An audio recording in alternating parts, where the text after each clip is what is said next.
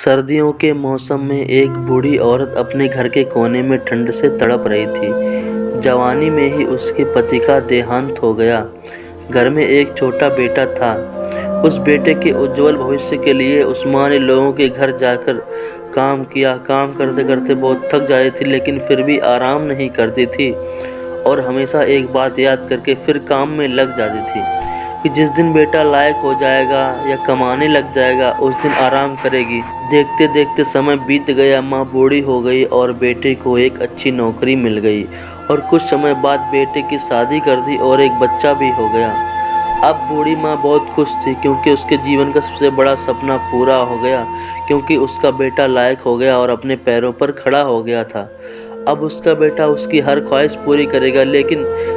लेकिन क्या बेटे और बहू के पास माँ से बात करने का टाइम भी नहीं था।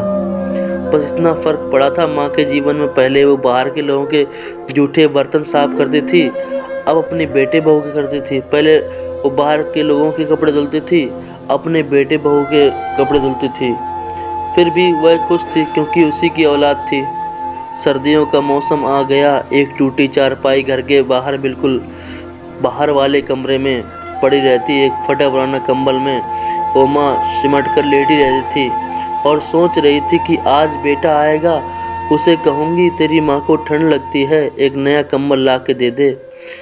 शाम को बेटा जब घर आया, माँ ने अपने बेटे से बोला, मुझे ठंड लगती है और बात ठंड की नहीं है, मैं बहुत ही बूढ़ी हो गई हूँ, शरीर में जान नहीं है, फटे हुए कंबल में ठंड रुकती नहीं है, एक कंबल ला के दे दे बेटा।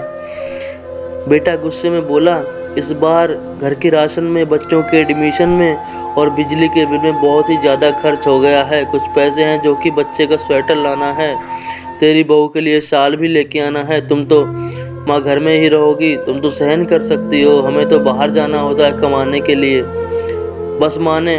बस माँ 2 महीने की सर्दी निकाल लो, अगली सर्दी में आपको नया कंबल ला कर दूंगा। माँ अपने बेटे की बात सुनकर चुपचाप जाकर उस फटे हुए कंबल में सिमटकर सो गई।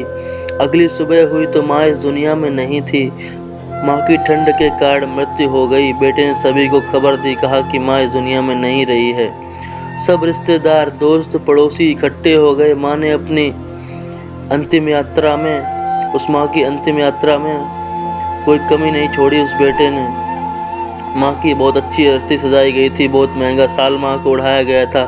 सारी दुनिया को अंतिम संस्कार में उसने बुलाया और सारी दुनिया देख रही थी इसको कि हमें भी हर जन्म में ऐसा ही बेटा देना। मगर उन लोगों को क्या पता था, मरने के बाद भी एक माँ ठंड से तड़प रही थी, सिर्फ कंबल के लिए। दोस्तों, आपके माँ बाप अगर आपके साथ हैं तो आप बहुत ही भाग्यशाली हैं।